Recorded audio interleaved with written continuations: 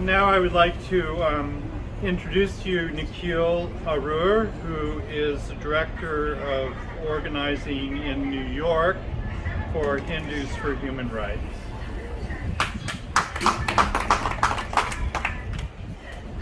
I'm here today on behalf of Hindus for Human Rights and progressive Hindus and South Asians across the diaspora to condemn the existential threat of Hindu nationalism, known as Hindutva, and the invitation of Indian Prime Minister Narendra Modi to our city.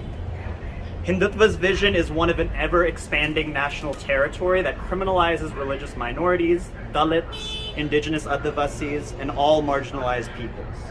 This stands in direct opposition to the values of decolonization and secularism that framed India's independence movement. Since Modi's rise to power, this vision has been accelerated at an alarming rate, with no shortage of examples to point to. The Modi government revoked the political autonomy of Muslim-majority Jammu and Kashmir under the Indian Constitution, instituting a communications blackout in the process to crush any protest and dissent. Their Citizenship Amendment Act, touted as a mechanism to expedite the citizenship process for persecuted religious minorities, conveniently but deliberately excludes Muslims. Their politicization of Ayodhya's Ram Mandir, built fraudulently on the grounds of the centuries-old Babri Masjid, after a successful hate-filled campaign by Hindutva forces, spurs on and normalizes communal violence across India. We know these ideologies don't occur in vacuums. The violent Hindutva ideology represented by Modi and his counterparts in the BJP is intimately tied to the violent Zionist ideology that is fueling the year-long genocide perpetrated by Israel in Gaza, which is a continuation of its 75-year occupation of Palestine.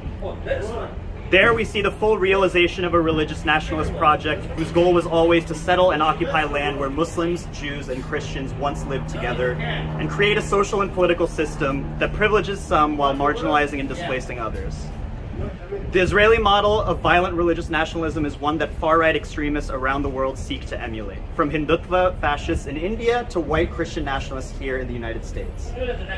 The red carpet this city rolls out for leaders like Benjamin Netanyahu and Narendra Modi is soaked in the blood of thousands upon thousands of Palestinians, Indian Muslims, Dalits, and countless other communities who face the oppression of religious nationalism. As progressive Hindus, it is incumbent upon us to forcefully reject the hate and nationalist extremism being perpetuated in our names by the Hindutva movement, just like it is incumbent upon progressive Jews to regret Jewish nationalism and progressive Christians to reject Christian nationalism. This multi-faith, multi-ethnic coalition stands here with this shared moral imperative in mind. We see the struggles against these forces both in our respective motherlands and here in the United States as just and existential ones. And we demand, as so many have over the course of this past year, an immediate halt of arms sales to Israel and an end to the genocide in Palestine.